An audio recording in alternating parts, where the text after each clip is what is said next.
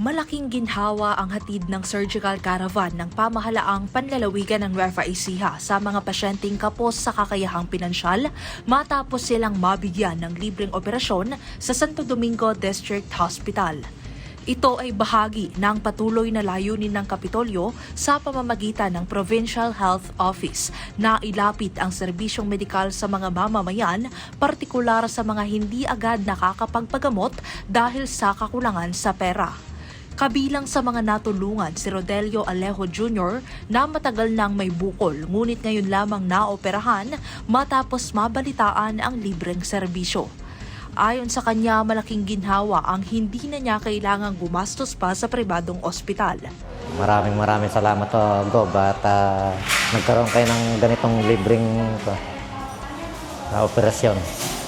Nagpapasalamat din si Jasmine Bosque na nagpatanggal ng warts. Maraming salamat po kay Gob at napasama po ako sa libreng operasyon. Malaking tulong po sa akin to kaysa po magbabayad pa po ako.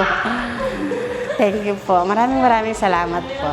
3 taon namang tiniis ni Richard Perez ang cyst sa kanyang kamay bago siya nabigyan ng pagkakataong maoperahan ng libre. Maraming salamat po.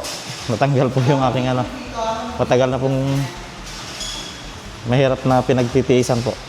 Ganito rin ang naramdaman ni Manolo Laos na matagal na ring may bukol sa likod at ni Fortunato de la Cruz na agad nagpunta sa ospital nang mabalitaan ang libreng gamutan.